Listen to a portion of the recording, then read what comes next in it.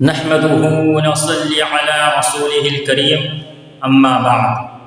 معزز ناظرین کرام، برادران اسلام، اللہ تبارک و تعالیٰ کا بڑا احسان ہے، اس کا فضل و کرم ہے کہ اس نے ہم تمام کو مسلمان بنایا۔ سید الاولین، شفیع المسلمین، سیدنا و مولانا جناب محمد رسول اللہ صلی اللہ علیہ وسلم کی امتی میں پیدا فرمایا۔ آج میں آپ حضرات کے سامنے علامہ اقبال کی جواب شکوہ کے چند اشعار اور اس کی تصریح میں کچھ باتیں عرض کروں گا کہ علامہ اقبال مسلمانوں سے جواب شکوہ میں کیا کہا تھا۔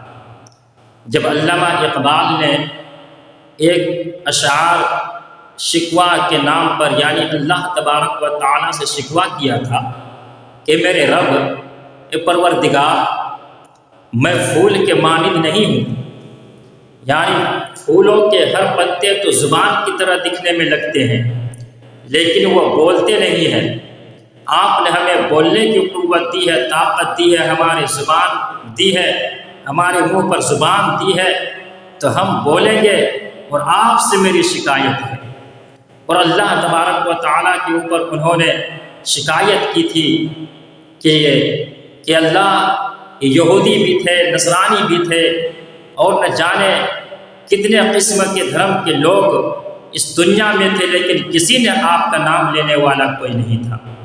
مسلمان ہی ایک ایسی قوم تھی جو آپ کے پرچم کو بلند کیا، جو آپ کے تعارف کرایا، جو لوگوں کے آپ کے تعارف کے لیے اپنے جان کا نذرانہ پیش کیا۔ اس طرح سے علامہ اقبال نے اللہ تبارک و تعالیٰ سے شکوہ کے نام پر ایک اشعار لکھا تھا اور اس کو پڑھا تھا۔ اس کے بعد پھر جواب شکوہ میں علامہ اقبال نے پھر ایک اشعار پھر لکھ ڈالا۔ تو میں چاہتا ہوں کہ علامہ اقبال کے اس جواب شکوہ کے متعلق میں بیان کروں کہ مسلمانوں کے لیے علامہ اقبال کا یہ پیغام، علامہ اقبال کا یہ پیغام وفا، ان کا کلام و پیغام کا مرکزی نقطہ اور خلاصہ ہے۔ علامہ اقبال مسلمانوں کو بے حسی، بے عملی چھوڑنے کی دعوت دے رہے ہیں اور امید اور آرزو اور عمل کا پیغام دیتے ہیں۔ ان کے نزدیک رسول اللہ صلی اللہ علیہ وسلم سے محبت وفا محض نعتوں اور قوالیوں میں سر دھننے اور جھومنے کا نام نہیں ہے، اور نہ ہی محض انفرادی زندگی میں چھوٹی چھوٹی اور میٹھی میٹھی سنتوں کو اتباع اور محض مسجد و خانقاہ کی حد تک ذکر و عبادت اور واعظ و بیان سننے سنانے کا نام محبت وفا نہیں ہے، بلکہ صحابہ و اسلاف کے نقش قدم پر چل کر علامہ اقبال فرماتے ہیں کہ صحابہ و اسلاف کے نقش قدم پر چل کر مثل رسالت کی تکمیل کے لیے اپنا تن من دھن سب کچھ اللہ کے نام پر قربان کر دے، یہی سچا محبت وفا ہے۔ وفا کے تصور کو سمجھنے کے لیے چند اشعار ذوق و شوق سے آپ حضرات سماعت فرمائیے۔ علامہ اقبال کی شعر ہے۔ علامہ اقبال فرماتے ہیں، کشتی حق کا زمانہ میں سہارا تو ہے، کشتی حق کا زمانے میں سہارا تو ہے، عصر و نورات ہے، دھندلا سا ستارہ تو ہے، وقت فرصت ہے کہاں، وقت فرصت ہے کہاں، کام ابھی باقی ہے۔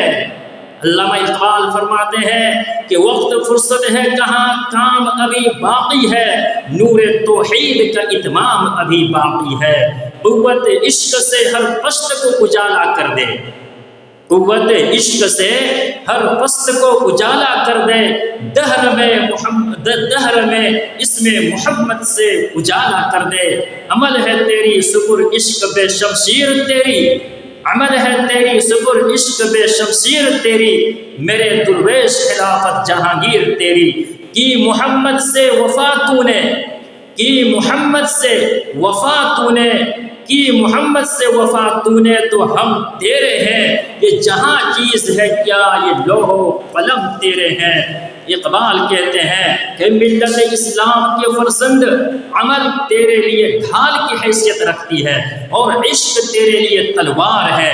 اے میرے درویش، بے شک تیری حکومت و خلافت ساری دنیا کا احاطہ کیے ہوئے ہیں۔ تیری تکبیر معبود حقیقی کے سوا باقی سب کے لیے آگ کی حیثیت رکھتی ہے۔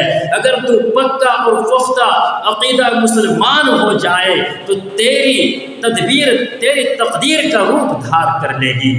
سو اے عزیز گرامی، اگر تو نے میرے پیغمبر محمد مصطفیٰ صلی اللہ علیہ وسلم سے وفا کی اور ان کے تعلیمات کو شعار بنا لیا تو جان لے کہ ہم تیرے ہی ہیں، اور یہ دنیا تو الگ ہی چیز ہے، لوح و قلم بھی تیرے ہو جائیں گے۔ یہ بند بھی گزشتہ پیوستہ سے بھی نظم جواب شکوہ کے اخیر بند میں شاعر اللہ کی طرف سے مسلمانوں سے مخاطب ہو کر جذبہ عمل اور جد و جہد پر زور دیتے ہوئے کہتے ہیں، جد و جہد پر زور دیتے ہوئے کہتے ہیں کہ اے مسلمان، عقل تیری ڈھال ہے، اے مسلمان، عقل تیری ڈھال ہے اور عشق تیری تلوار ہے۔ اے مسلمان، عقل تیری ڈھال ہے اور عشق تیری تلوار ہے۔ اے درویش صف مسلمان، تیری خلافت سارے جہاں پر محیط ہے، یعنی تجھے اللہ نے دنیا میں اپنا نائب بنا کر کے بھیجا ہے۔ اللہ نے دنیا میں مسلمانوں کو کیا کیا؟ اپنا نائب بنا کر کے بھیجا ہے۔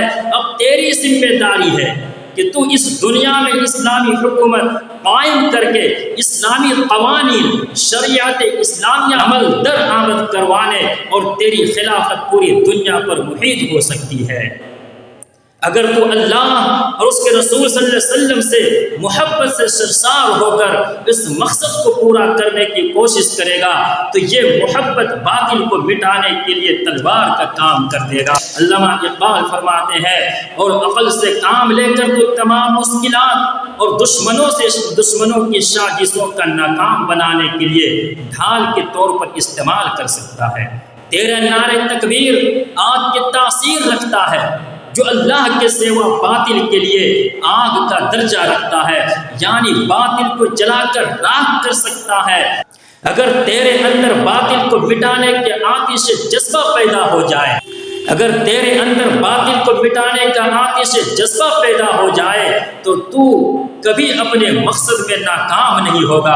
اور اگر تو سچا مسلمان بن جائے، یعنی احکام الہی اور رسول اللہ صلی اللہ علیہ وسلم کی اسوہ حسنہ پر عمل کر کے صحیح معنوں میں مسلمان بن جائے تو اللہ تیری تدبیر کو ہی تیری تقدیر بنا دے گا۔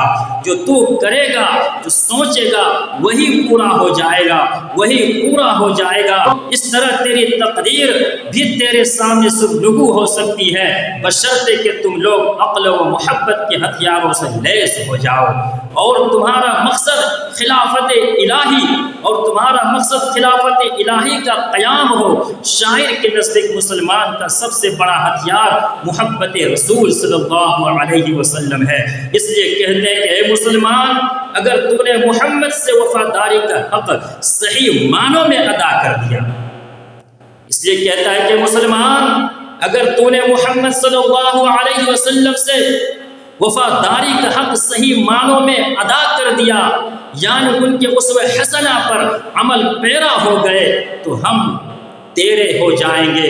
دراصل علامہ اقبال مسلمانوں کو دعوت عمل دے رہے ہیں، اور اس دعوت عمل کا بنیادی نقطہ محبت رسول صلی اللہ علیہ وسلم ہے۔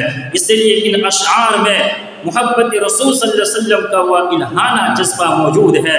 آپ صلی اللہ علیہ وسلم سے وفا کا تقاضا ہے، آپ صلی اللہ علیہ وسلم پر دل کی گہرائی سے ایمان لانا اور تعظیم کرنا، ان کی مدد اور نصرت اور قرآنی احکامات پر عمل کرنا۔ آپ صلی اللہ علیہ وسلم کی مدد سے مراد ان کی لائی تعلیمات کو پھیلانے کی صحیح و کوشش کرنا، ان کے مقصد کو پورا کرنا ہے۔ اگر ان باتوں پر عمل کیا جائے تو آپ صلی اللہ علیہ وسلم سے وفاداری کا حق ادا ہو جائے گا۔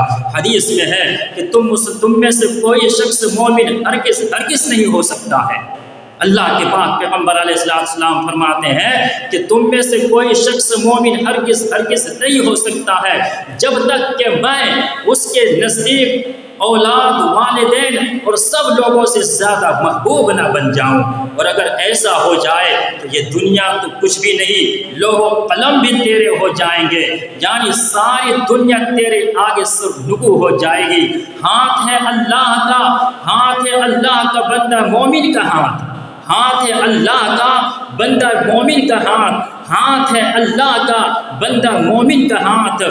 غالب وقار آفرین کار کشا و کار ساز نظم کا اختتام ہے، بے مثال ہے، اور خاص طور پر نظم کا آخری شعر پوری نظم کا حاصل ہے۔ اگر علامہ اقبال شکوہ کے جواب میں صرف یہی بند کہہ دیتے تو کافی تھا۔